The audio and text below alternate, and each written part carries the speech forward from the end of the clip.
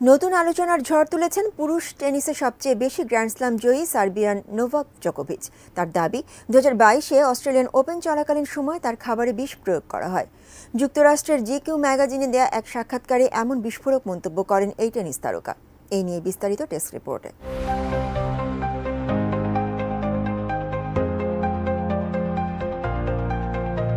2022 সালে Australian open খেলতে গিয়ে নোভাক ছিলেন কড়া বিধিনিষেধের মধ্যে, কারণ কোভিড-19-এর প্রভাব তখনও কাটেনি বিশ্বজুড়ে। এ সময় তিনি করোনার টিকা নিতেও অস্বীকৃতি জানান, যার জন্য অস্ট্রেলিয়া আসার পর ভিসাও বাতিল হয় তার। পরে একটি হোটেলে ডিটেনশনে রাখা হয় জোকোভিচকে। তখন এ নিয়ে তিনি আইনি সহায়তাও নেন।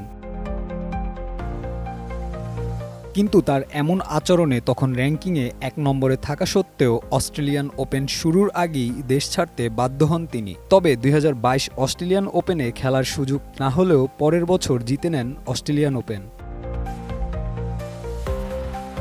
সাক্ষাৎকারটিতে দাবি করেন, স্বাস্থ্যগত কিছু সমস্যায় ভুগছিলাম মেলবোর্নের হোটেলে, যেটা আমি বুঝতে পারি। আর সেখানে যে খাবার দেওয়া হয়েছিল তাতে বিষক্রিয়ায় ভুগছিলাম। সেখানে আমাকে সীসা ও পারদ মিশ্রিত বিষাক্ত খাবার দেওয়া হয়।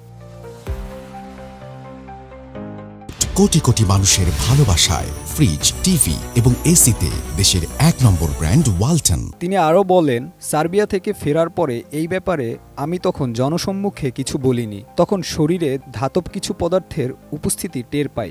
অস্ট্রেলিয়ায় কিংবা এর বাইরে এই কয়েক বছরে অনেক অস্ট্রেলিয়ানদের সাথে পরিচয় হয়েছে। তারা আমার প্রতি অন্যায় আচরণের জন্য নিজ দেশের সরকারের জন্য লজ্জিত হয়েছে।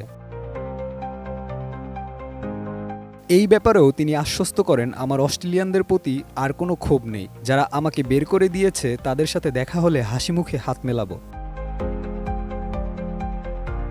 তবে এই বিষয়ে মুখ খুলেছেন অস্ট্রেলিয়ার স্বরাষ্ট্র মন্ত্রণালয়ের এক মুখপাত্র। তিনি বলেন, গোপনীয়তার স্বার্থে ব্যক্তিগত বিষয়ে তিনি মন্তব্য করতে পারেন। বর্তমান বিশ্ব র্যাঙ্কিংয়ে নোভাক 7 নম্বরে অবস্থান করছেন।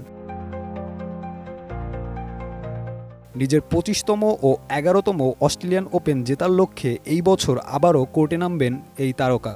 রোববারে মেলবোর্ন পার্কে অনুষ্ঠিত হবে Australian open. Desk report, ATN news.